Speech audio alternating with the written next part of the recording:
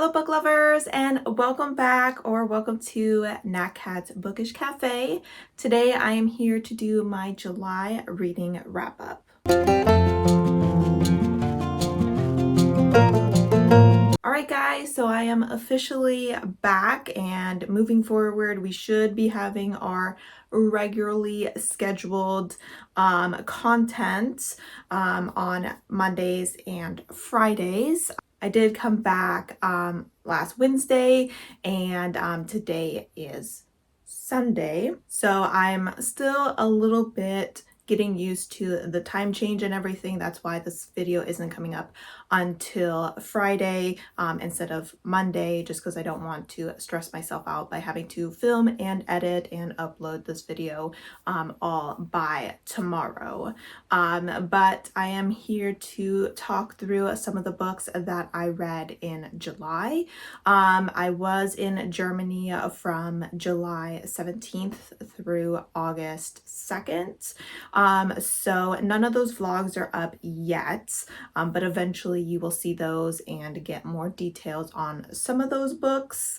But for now, I'm just gonna let you know my opinions and ratings on the 9 books that I was able to complete.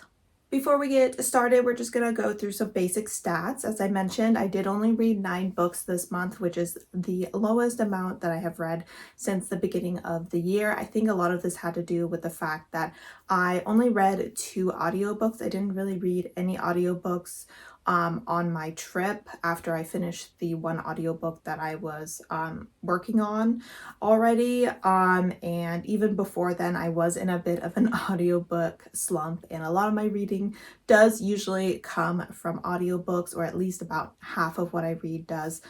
So that's why that number is a little bit lower. As far as page count goes, I read 2,212 pages, which is a little bit on the lower side, but not too unusual. As far as audiobook hours go, I read 21.36 hours, which is obviously a bit lower than my usual amount. And as far as my average rating goes, it was a 4.11, which is an excellent rating to be at. I had 2 5-star ratings, 1 4.5-star rating. I had 3 4-star ratings, and 3 3.5-star ratings. So not a bad month rating wise at all. Towards the end of the month, I did end up getting a KU for my Kindle, but I'm going to go ahead and insert images of those books instead of holding up my Kindle. My Kindle is just black and white, and I just want to make sure that you can clearly see the cover, the title, and the author in case you want to look those up. But without further ado, let's go ahead and get into my first read of the month. The first book I completed this month was one of my 2 audiobooks that I completed, and that is Part of Your World by Abby Jimenez. This is a book that has been getting a lot of hype. I feel like everyone who has read it has really enjoyed it, so I decided to go ahead and jump on that hype train and was not disappointed. I started off my month strong with a 5-star read. This is a contemporary romance following Alexis and Danielle. There is an age gap in this story, but it is the woman who is older. Alexis is part of a very esteemed family when it comes to the medical field. They are very prominent at a hospital where over generations and generations there has always been a Montgomery, I believe is her last name, working at this facility. At the beginning of the book, she finds out that her brother is leaving the field because he is marrying someone that their family does not approve of. Alexis is very devastated about the fact that her father is leaving because she has just recently left a emotionally abusive relationship, and her partner does work at the hospital, and she now feels like she's trapped at this hospital because Montgomery has always worked there, and obviously her brother is not there to fill that spot, so she needs to be the one to do that. On the other hand, we are following Daniel. Daniel works at a small town. He's technically the mayor of this town, and he also owns a bed and breakfast, which is his grandparents' old home. And unfortunately, financially, the only way that he can keep the home is to use it as a bed and breakfast. The two of them meet by chance one day when her car breaks down in the small town, and they end up having kind of like a one night stand that eventually turns into something more. This book deals very heavily with emotional abuse when it comes to partners. It can be a little bit difficult for some people to read, but overall I thought the story was incredibly sweet. I absolutely loved Alexis and Daniel's relationship. Daniel was instantly smitten and 100% willing to put everything into this relationship, and Alexis felt very safe with Daniel, but at the same time was very reluctant to put 100% into this relationship because of her obligations to her family and her hospital. She feels a lot of complicated emotions around this because there's a lot of donations that come to the hospital through her family. So she feels like she would be making a very selfish choice by leaving to be with Daniel. I think that this book has a lot of great conversations about doing what is best for you, finding a path that makes you feel very satisfied with your life, very healthy mentally, and shows the benefits yet the struggles of cutting toxic people out of your life and creating boundaries. This book seemed to have a slight magical aspect to it, where the town seemed to want to hold on to Alexis, sending signals that this is where she's meant to be, creating storms, preventing her from leaving, and showering them in flower blossoms to create romantic sceneries. Overall, this was just the perfect romance book, and I thought that the audiobook was really well done and highly suggest that you jump on the hype train for this one as well. The next book I read, I'm taking part of a read-along with the Book Star crew, which is Danielle from Book Cara, Paige from Pages with Paige, and Amy from A Star Reads, and that is the Bone Season series by Samantha Shannon. We are on book 3, The Song Rising. I can't tell you literally anything about this book, and honestly the series in general. All you need to know is that we're living in a world where clairvoyance exists, and in this specific country, which I believe is Britain, clairvoyancy is illegal, and those who are captured are sent to prison and publicly executed as well. In this book, we are following Paige Mahoney, and she is a clairvoyant, and she is part of an organization that rules the London Underground and is filled with clairvoyants and clairvoyant gangs. At the beginning of this book, or the series, she is arrested, and kind of everything changes for her after that. And that's all I can say. I will say that I really enjoyed book 1. I ended up giving it 4.5 stars. I thought it was a really interesting concept. Book 2, I technically gave 3.5 stars, but I gave this 3.5 stars, and it was definitely better than book 2. So I would say that book 2 was more like a low 3-star, and I had just been very generous at the time of rating it. So this book definitely had a lot more action than the first one, or the second book. There was a lot more traveling in this book and meeting different organizations and factions of the clairvoyant underground, which I found very interesting. I do continue to struggle with Paige a little bit. She is very young, and that's something that I need to remember, but she is kind of in a position of leadership throughout the story, which is something that would never happen outside of a YA novel. You would never put some 19-year-old in this kind of position of power that controls the outcome of so many people's lives, especially, you know, life or death situations.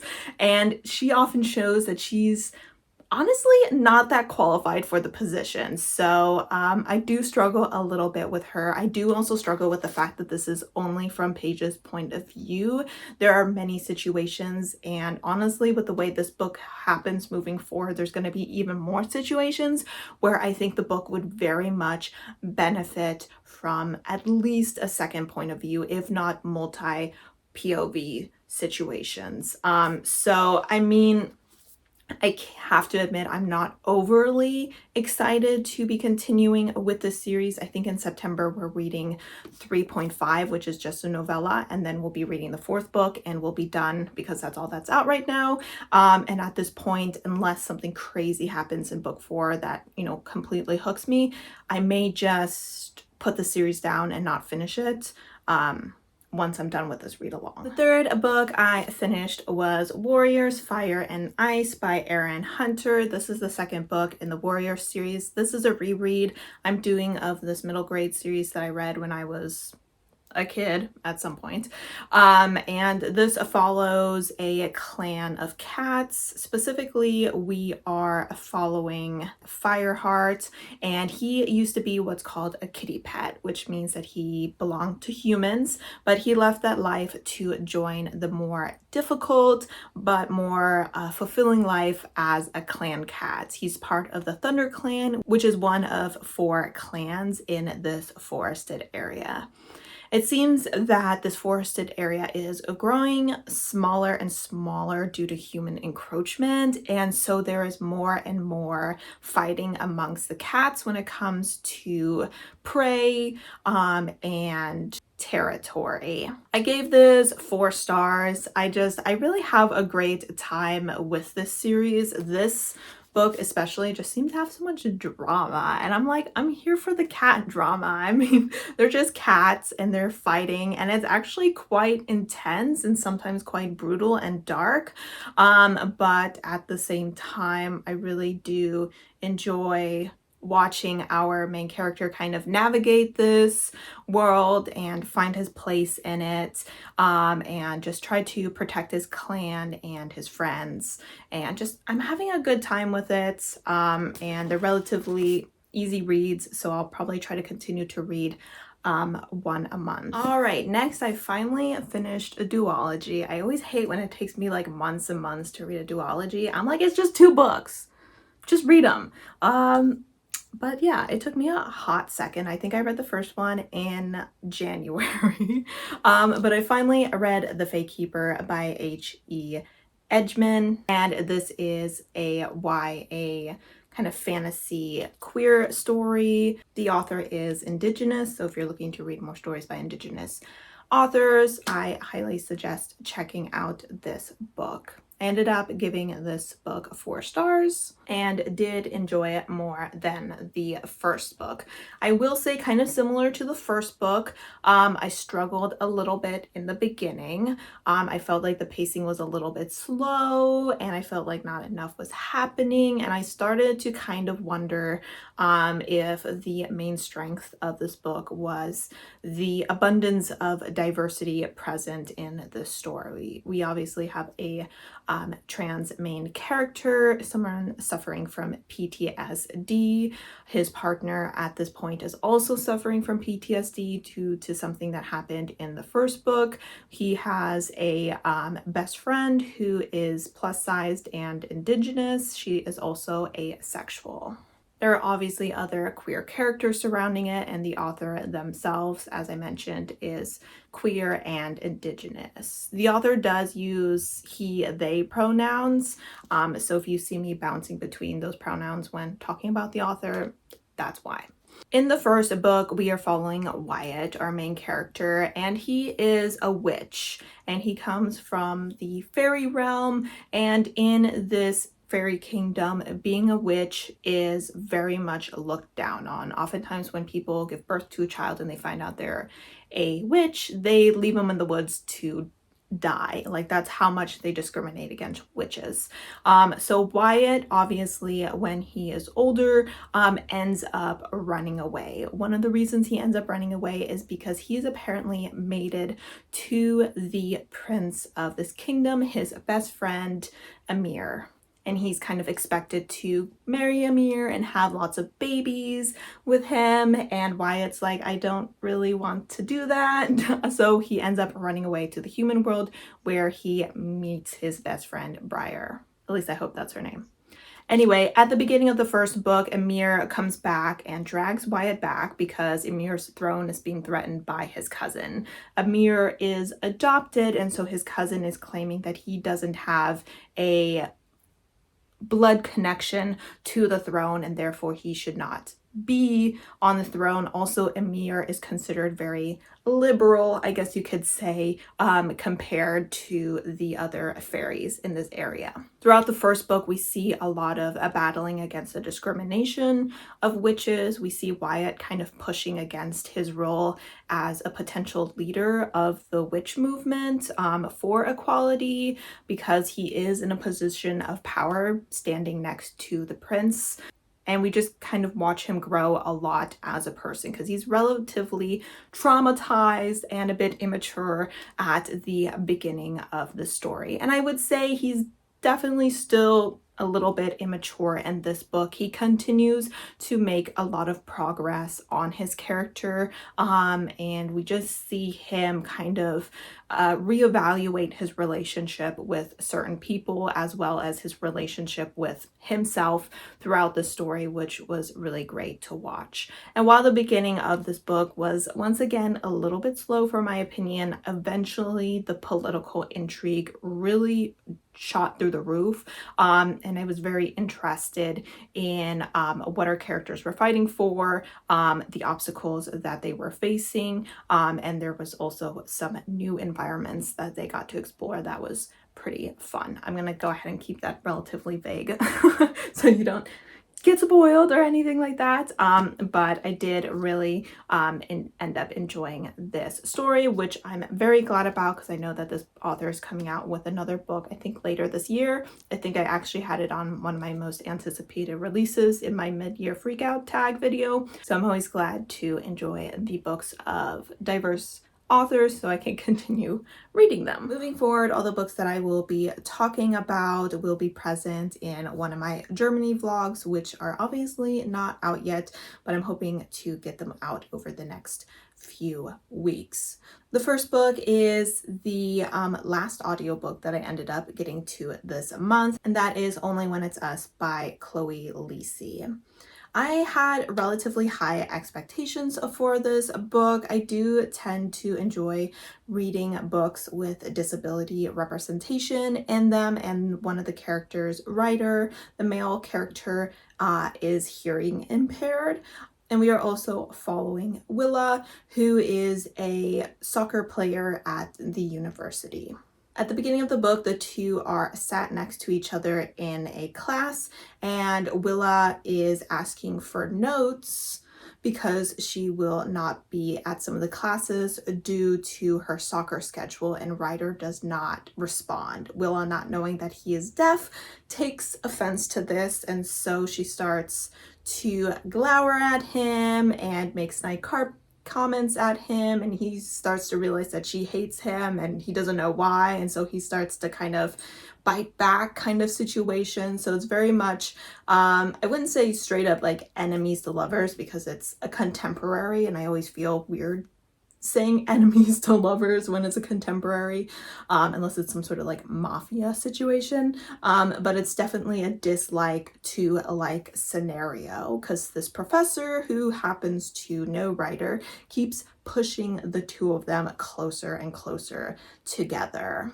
I ended up giving this book only 3.5 stars. I definitely thought that it had some good things going for it. There were some moments that were very sweet. There were also moments that made me laugh, and there are also some moments that made me tear up. Willa is struggling with accepting the fact that her mother is dying of cancer. So throughout the story, we do follow Willa as she is juggling school, soccer, her feelings for Ryder, as well as trying to come to terms with the fact that her mother is not going to get any better. So just trigger warnings for a sick parent. I know that can be very upsetting. It was very upsetting for me. My mother's still alive and well, but I love her very much, and always hearing about mothers being sick and potentially passing away is always an upsetting topic. But I thought that it was very well handled in this book, so that was an aspect of the story I really enjoyed. Unfortunately, some of the aspects that I didn't enjoy is that overall the story just didn't give me much. I'm not a huge sports person, to be honest, and I don't think I read a lot of books that are set in college. I personally never went to college. I have a college degree, but I did it online, so I don't really have any connection to the college life. So stories set there, it doesn't do much for me. And also sports romances, I'm not a big sports girly, so they don't do too much for me either.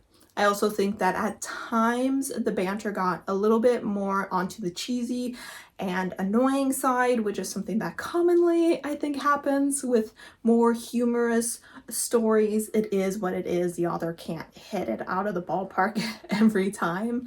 And also I sometimes got a little bit frustrated with Willa's behavior. I mean, I completely understand she's someone who doesn't like confrontation.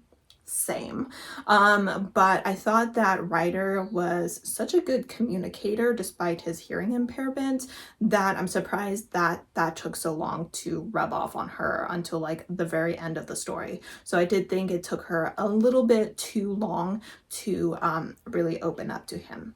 But overall, I thought it was a sweet story, and I'll probably go ahead and continue with the series. All right, and then I finished my first book on my Kindle, which is not on KU. I know the series used to be, but at the time of me selecting this book, it was not available, nor were I think any of the other books in the series, so I did have to pay for it. But that is Psycho by Only James. This is the second book in the Necessary Evils series. This is a series that follows a group of brothers that was adopted by an eccentric billionaire who went out and adopted a bunch of children that were diagnosed as sociopaths or psychopaths and taught them to be vigilantes rather than serial killers.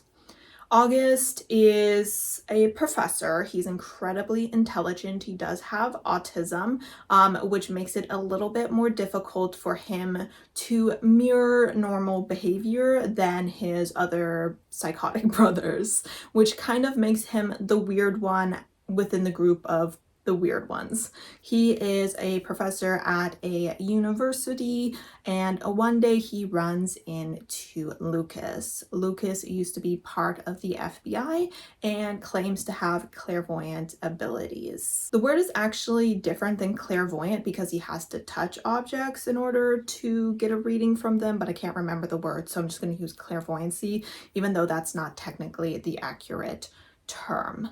However, one day when he was at work, he ended up touching one of his coworkers and realizing that his coworker was involved in the kidnapping and torture of a lot of Indigenous women. He tries to inform the FBI on this, but when he tells them that the only evidence he has is his clairvoyancy, they end up sending him to a psych ward. He ends up not returning to the FBI after that, because who would, and becomes a professor at this university. Obviously, when he touches August, he realizes that August enjoys torturing people and decides to run for the hills, but August ends up approaching him and kind of explains his situation, and kind of has very strong obsessive feelings for Lucas right away, and decides that he wants to protect him from this other killer that is now hunting him down, and would like to have a relationship as much as a psychopath can have a relationship with someone. I ended up giving this book 3.5 stars. I did not enjoy it as much as the first one, but I still absolutely love the characters. They are both complete sweethearts despite their issues.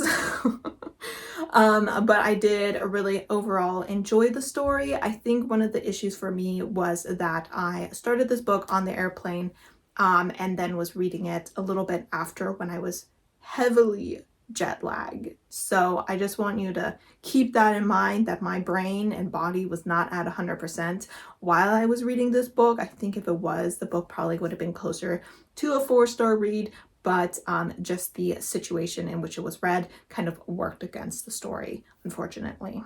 Some aspects of the story that I really enjoyed. The smut was really good. Lucas has the ability to kind of, when he touches people, either see their memories or to feel what they're feeling. And when he does that, in the moment of him being sexually involved with August, obviously that adds a very interesting aspect to their sex life, which I thought was very fun to read about. The story also has some slight BDSM, just like a little sprinkle, nothing crazy or anything like that. I do think August enjoys being tied up a little bit, but a lot of that has to do with the fact that he's worried that he's going to lose control and just kill Lucas in the heat of the moment. I once again really enjoy the insta-lust and obsession that is in this story. Usually I do prefer more of a slow burn, but in a situation where we're dealing with a psychopath where all they can feel is obsession and love in the normal sense is never really possible, I think that it works really well. One of the things that I didn't really enjoy about the story is, while I thought that the villain of the story was very heinous, and that the author did a really great job of us absolutely hating his guts. Trigger warnings for all the books in this series. Obviously, the villains that they are killing do some very terrible things. So just a heads up for that. But unfortunately, and I think it was similar in the first book and will probably continue throughout the series because they are primarily romances and the romance is the main attraction of the story. The final battles are always a little bit anticlimactic. It's kind of like we're in and we're out and the bad guy is done and we're moving on kind of situation. And so I do usually like a little bit of a more drawn out revenge scene. But other than that, I did have a relatively good time with the story as well. And we'll continue with the series despite having to now purchase the books. All right, next, a book that is actually available on KU. I picked up a novella by Catherine Moon that is a part of her Tempting Monster series, and that is The Basilisk of Star Manor. In this book, we are following Marius, and he is a basilisk, and he gets a spot at Star Manor, which is a house that caters to monsters. There are human women that work there and they have sexual interactions with these monsters. He is paired up with a woman who has not previously had any partners. She kind of ended up in this house because it was kind of a last resort situation. It seems that she had some financial issues after her parents died and she was unwilling to marry a certain person. So she ended up in a psych ward where women in the olden days used to end up when they refused to marry who they wanted to. And the owner of this house ended up rescuing her from there and bringing her to this house. The woman has decided she's now ready to have her first partner. And because this woman, I believe her name is Lillian, is blind, the owner of the home decided that it would be a good idea to pair her with Marius because Marius can usually not look people in the eyes without killing them. So I ended up giving this story 4 stars. I think for a novella, it really pleasantly surprised me. Usually when it comes to novellas, especially romances, I don't enjoy them as much because, as I mentioned earlier in this video, I usually prefer more of a slow burn situation, and obviously in a novella you can't really afford to do that. But this book was very smut forward and I figured that it would be, so I wasn't too upset about the fact that things were moving relatively quickly. As far as the smut goes, I would give it a 5 out of 5 stars. It was excellently done. We are dealing with a woman who has never had any sort of sexual interactions with men or really even with herself. So that was interesting to learn about while she was kind of figuring out her sexual desires and all of that jazz. I will say, however, that I would only give the characters a 3.5 out of 5. I didn't fully connect to them. That happens with novellas. Sometimes it takes a little while for a character to grow on you, especially Lillian. I think she was rather cold in the beginning, which I felt a little bit unusual. She kind of was like, I'm ready for this situation, but when she was in the situation, she seemed almost very reluctant to be there and seemed to be almost annoyed or upset with Marius that he had come, despite the fact that she had technically called upon him. So her emotions or feelings and behavior in the beginning was a little bit off-putting, in my opinion. But overall, I still thought that the story was well done. As far as plot goes, if you've read the other books in the series, you can kind of expect the same thing to happen, where there isn't much plot. There's kind of a battle scene against the villain, and lots of smut. That's what you're gonna get, and if that's what you want, you may want to pick this up. All right, and on to our second to last book. We have my second 5-star of the month, and the book that I would honestly say was my favorite, and that is Soul Eater by Lily Mayne. This is a book that I put on my TBR probably over a year ago, and within the last few months I've been seeing a lot of people reading it and loving it, so it was definitely time for me to get to it as well. It is currently available on KU, and it is a male monster romance set in a dystopian America. In this world, about 20 years ago, monsters entered the world, and in their pursuit of destroying all the monsters, humans ended up destroying majority of their land, and so a lot of it is considered the wastes, and then there are small cities, or rather large and overcrowded cities, that are controlled by the military. In this book we are following, I believe his name is Danny, and after the death of his mother he ends up joining the army so that he doesn't starve to death on the streets, and after only a year of being in the army, finds himself as part of the hunt, or rather a group of people who are trying to prevent the hunt. The hunt is something that seems to happen every 3 years.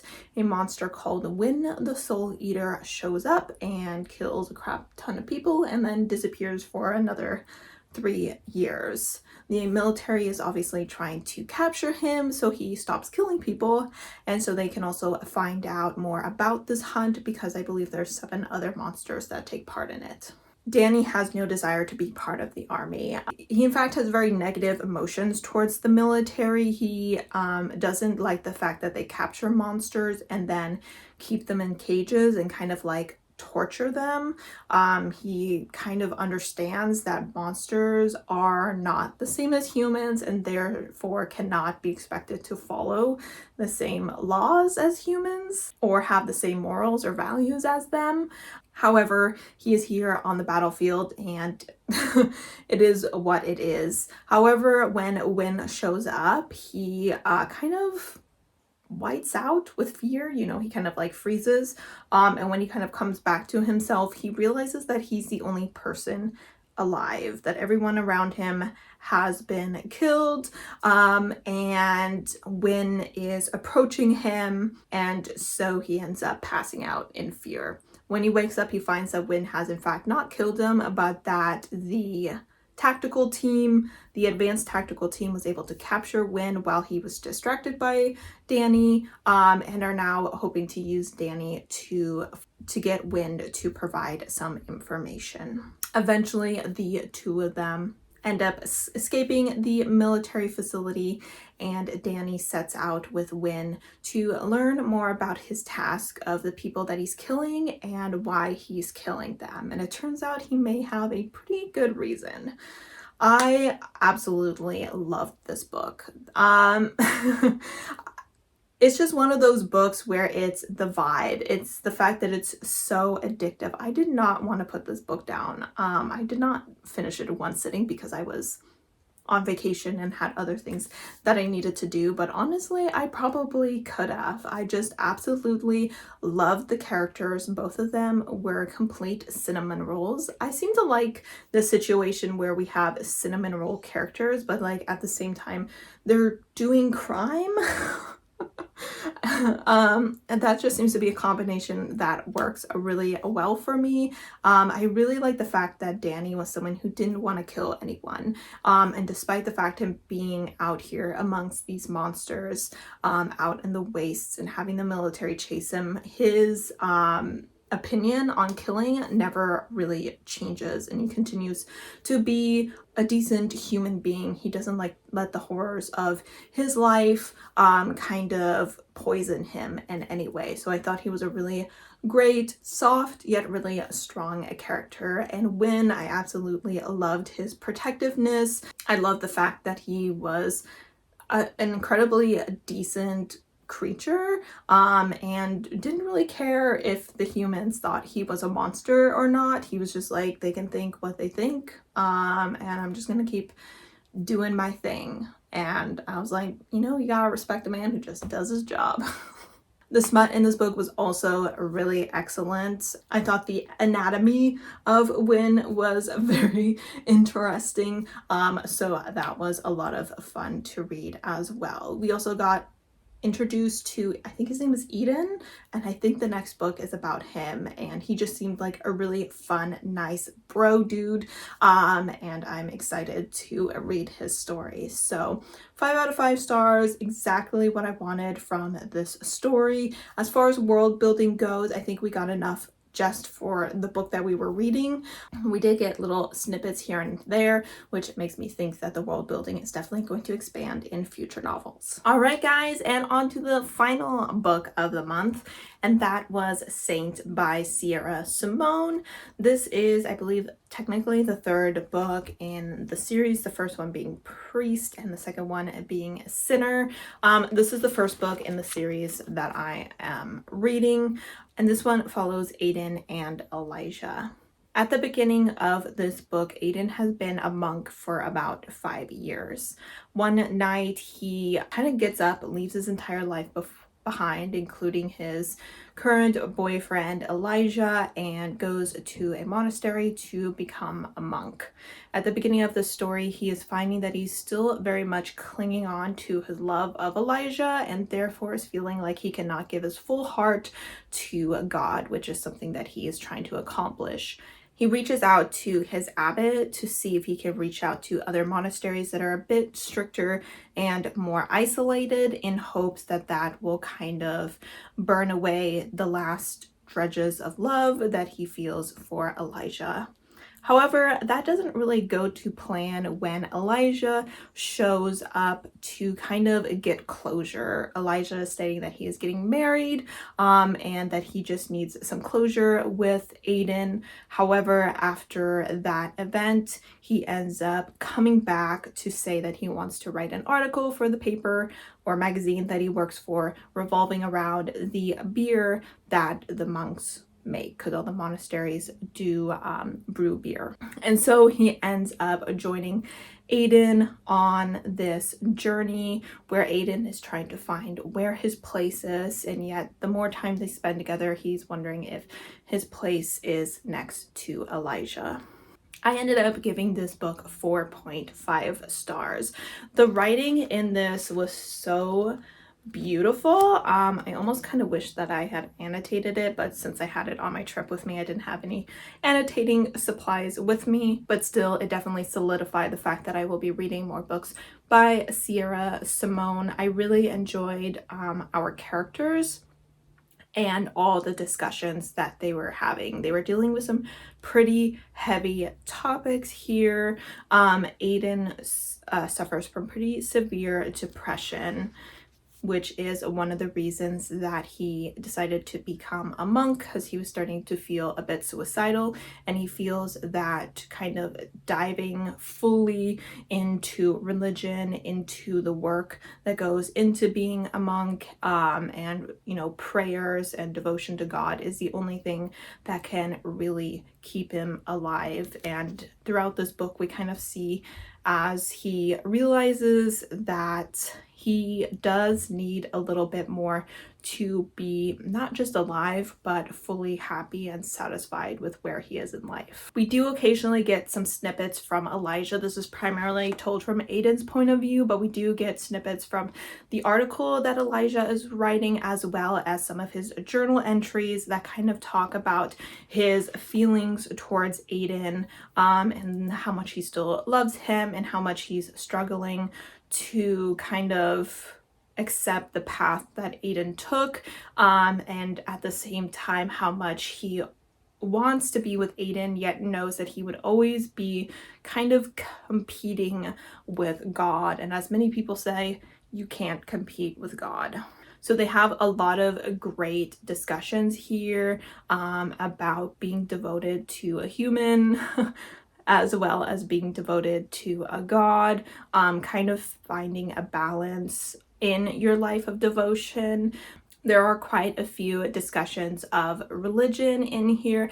I didn't mind it too much. Sometimes I did think it was a bit too much, but I did learn some things and found that rather interesting. I liked the discussions that they had about the fact that celibacy is expected technically of all monks, yet when it comes to outside of the monkhood, celibacy is expected primarily of queer members, because queerness is not accepted in the church. And obviously Elijah and Aiden are queer, so I did like the fact that they brought that up.